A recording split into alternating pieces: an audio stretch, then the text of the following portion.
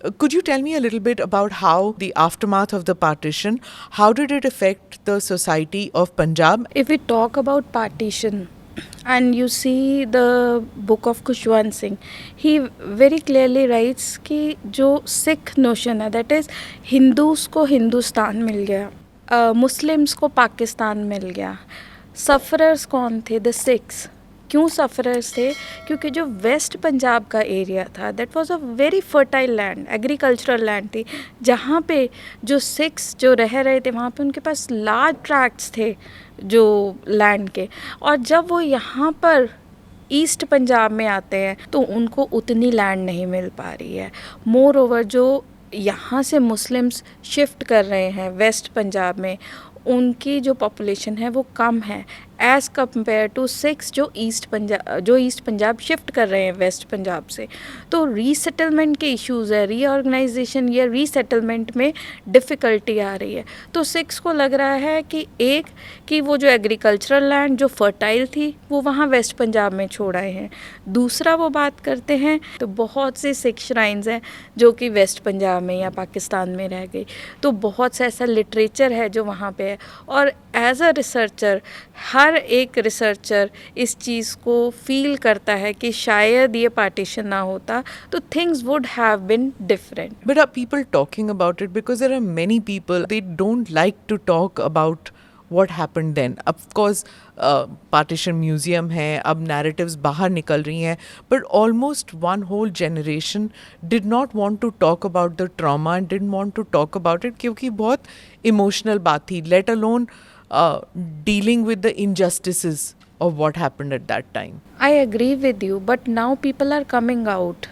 People are talking about it.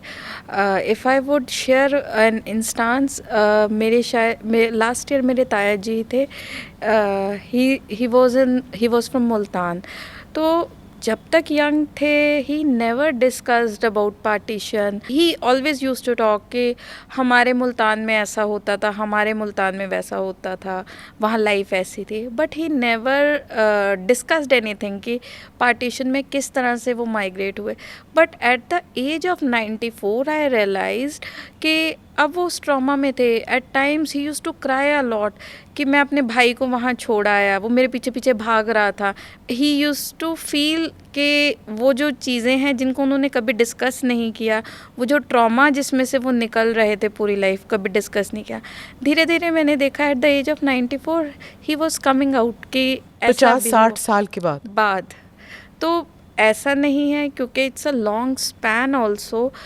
और लोग शायद सुनकर भी थोड़ा सा हो जाता है, करेज आ जाता है जब दूसरों की स्टोरीज सुनते हैं, पढ़ते हैं, तो पीपल ओपन अप ऑल्सो. तो ऐसे बहुत से नरेटिव्स हैं जो अब रिकॉर्ड हो रहे हैं पार्टीशन पे, पार्टीशन रिगार्डिंग वायलेंस पे. Once these narratives come out in the open, then historical facts also change, right? Because Exactly. they're lived experiences. So the history that has been written, that may need to be rewritten in many parts. Yes, of course. Because another instance I would share is कि जब वो आ रहे थे यहाँ पर तो he said कि जब हम ट्रेन में आ रहे थे तो हमें जो बचाने वाला था उस टाइम पे वो एक मुसलमान फ़ौजी था. ही said कि मेरे साथ मेरी कज़न भी थी, मेरी सिस्टर भी थी.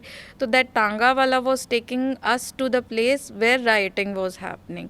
तो वहाँ पर एक जो मुसलमान फ़ौजी था उसने टांगे वाले को डांटा कि इनको गलत रास्ते क्यों लेके जा रहे हो, वहाँ पे राइटिंग हो रही है, इनको दूसरी तरफ से लेकर जाओ.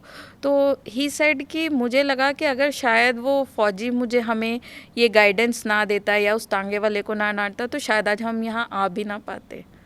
तो there are stories that are coming out. Obviously history is changing every time. जैसे जैसे नए फैक्ट्स आते हैं हिस्ट्री बदलती रहती है. Click here to watch the full episode.